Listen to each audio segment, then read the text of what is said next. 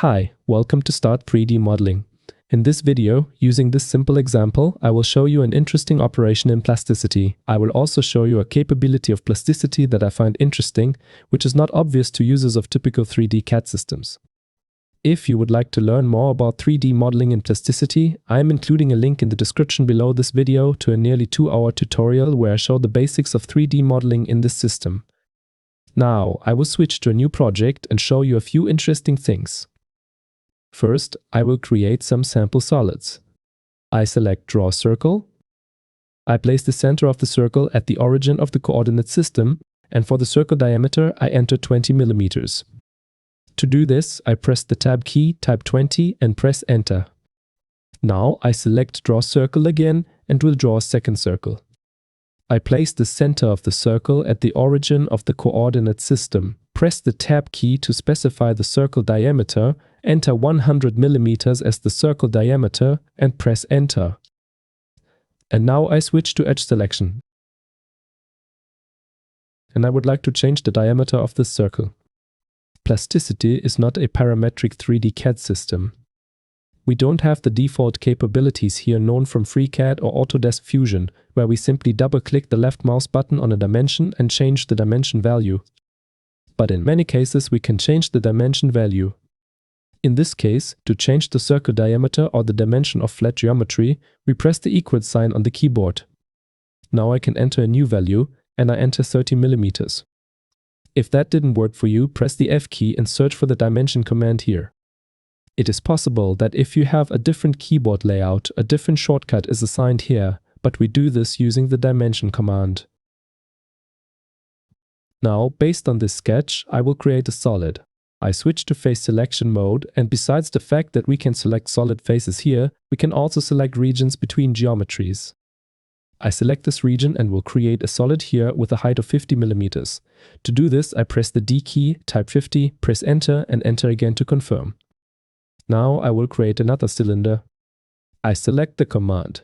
Here we will simply use this command. I place the center of the cylinder more or less here. I press the Tab key to specify the diameter of this cylinder. I enter 70 here, and now I enter 50 to specify the height of the cylinder, and I press Enter and Enter again to confirm. I select the corner box command. I will create a box with arbitrary dimensions. We don't have to specify dimensions here, but if you want, you can do it while drawing the geometry, or you can do it in this place. Here, we can also specify the dimensions of this box. OK, I press Enter to confirm it, and OK, we have a few solids here. And based on these solids, I will show you the hollow operation, which allows creating solids that have walls of a specific thickness. It works by indicating the face or faces to be removed. In this case, I select this face. I select the hollow command. We can select the command from this list, or we can press the F key and search for this command in the list of all commands. Now we specify the wall thickness. We can specify it outwards, in which case we enlarge the model, or we can specify it inwards. In this case, I would like the walls to be defined towards the inside of the solid with a thickness of 5 millimeters. Therefore, I enter 5 here, press Enter and Enter again to confirm. OK, we have such a solid. That's what it looks like. Now we will do similarly on this solid. I select this face, press the F key, type hollow here to select this command, and we specify the wall thickness. In this case, I will specify it outwards at 3 millimeters, meaning I simply enter a positive value here, press Enter, and Enter again to confirm. For this operation, as I said, we can indicate one or more faces. In this case, with the Shift key, I select these two faces. I press the F key, type hollow to select this command. And here we specify the wall thickness at, for example, 5 millimeters. I press Enter and Enter again to confirm. That is how the hollow command works. In this case, we create a solid with walls of a specific thickness, and all walls have the same thickness. Sometimes a situation might arise where a certain wall needs to have a different thickness, and then in plasticity, we can simply select that face. The Push Face command is activated, and here we can thicken the selected face by a specific value, for example by 2 millimeters. I press enter and enter again to confirm. In such an easy way, we can introduce changes to solids. We can do similarly in this case. We can change the diameter of this solid here. We can also specify a specific value. And now the side walls are thicker than the bottom wall. We can do similarly with this element. If here, for example, we want this element to be lower than the outer wall, we simply click on this face. The push face command activates automatically and we can lower it a bit by a specific value, for example 25 mm. I press enter and enter again to confirm and click OK. And we have something like this. I will turn off the visibility of the flat geometry.